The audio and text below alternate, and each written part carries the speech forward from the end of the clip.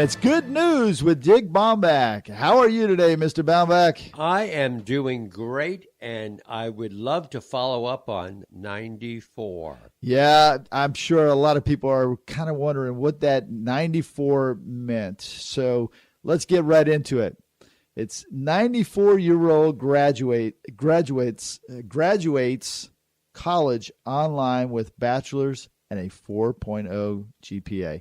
I didn't know that you were doing online studies. Give me a break.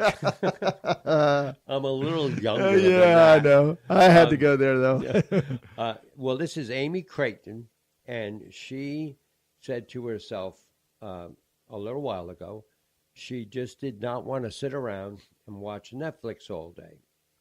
So she went back to school, and she went to Southern New Hampshire University, and she graduated just recently with a Bachelor of Arts degree in creative writing and English, and she also got a 4.0.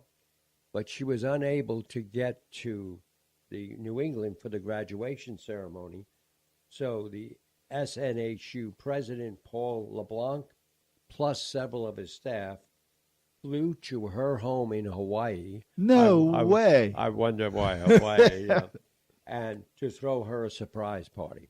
Wow. And she put her education on hold in 1964 so she could raise her kids full time.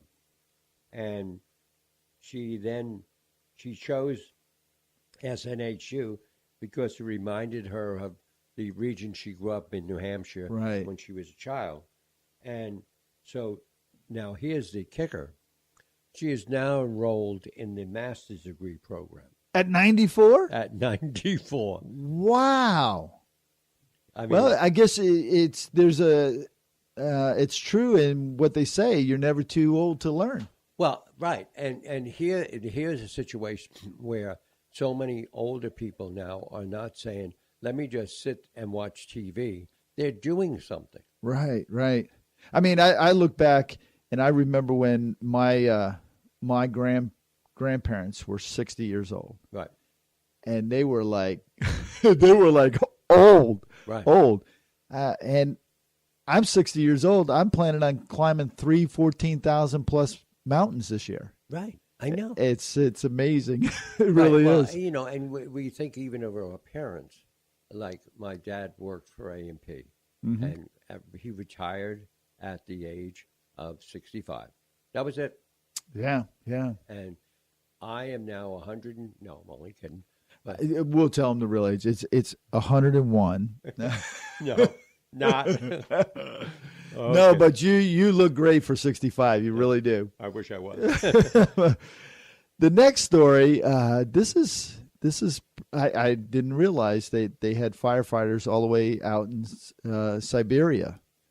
And Siberian firefighters save 150 piglets from a farm fire. Yeah, now, like you just said, and that's why I picked this story. A bunch of firefighters in the village of Chernaka Reka, it's near Tomovsk, whichever that is, but there was a fire at a farm, and it took them 4 hours to put the fire out.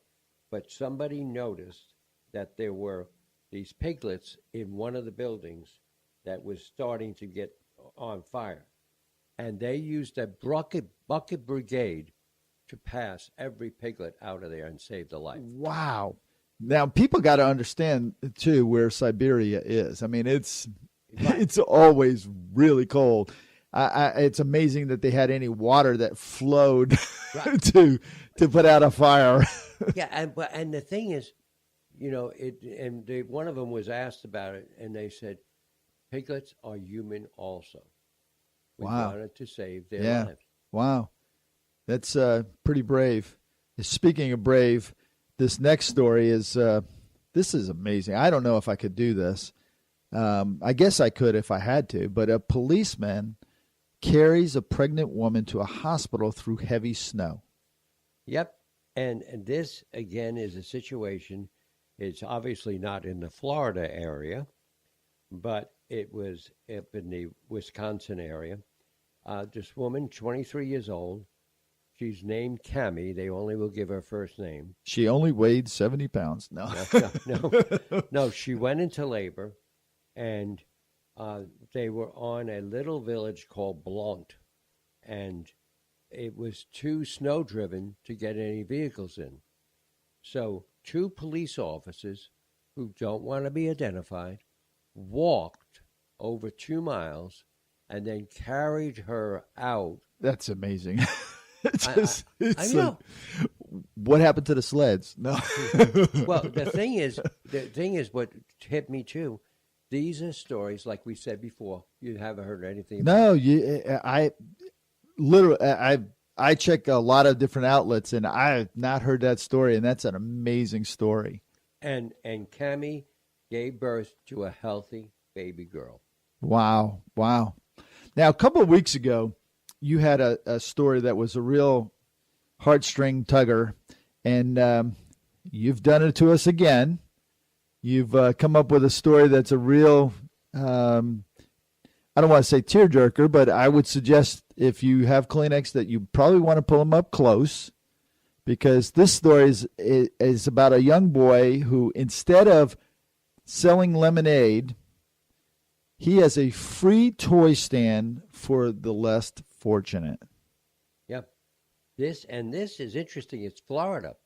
It happened outside of Hudson, Florida. Oh, wow. I know what Hudson is. Okay. Yep. And Blake Work, he's 6 years old, and he was talking about doing something to, sell lemonade or something. And then all of a sudden, he looked at all the toys in his room, and he said, "Mom, there's a lot of kids in my school that don't have any toys. So I want, instead of selling lemonade, I want to give my toys away that I don't want to play with anymore." Wow. So he went out in front of his house, and he started giving them away, and it was picked up by the local media, and he stayed there for 4 hours and distributed gifts to kids, but he also made sure that they really needed the gifts. Right. And his mom and dad are like so proud of Blake. Wow. That's an indication of good parenting. And it's if you think back to what people were saying about during the campaign last year, they said if you want to know about a person, look at their children. Right. And that's a good indication of how that young man was raised. Yeah. Well, and also, here's one other thing Blake did. The toys he didn't sell, he took them to his school, to his kindergarten teacher, and said, "Give these to kids if they do something good." Oh, wow. 6 years old. 6 years old. Yeah, we'll be hearing about him when he gets older, I'm sure. It's like the what shoe company is it? Zappos or one of them that you buy a pair of shoes, I'll give you a pair of shoes, or they give yeah. away. It's I wonder if he was like that when he was a kid that started that. Yeah. I mean, and you think when you talk about the Blakes and the other boy we talked about, to them this is nothing big. Yeah, this is and they're young kids too, 6 Right. years old. Wow. So what do you have for us next week there, Mr. Baumbach? Let's just say if we need a haircut, will talk to me about it. Oh, yeah. There's a lot of funny stories we could talk about at haircuts. So until next week, have a great day there, Mr. Baumbach. You too, Jeff. Take care. Take care.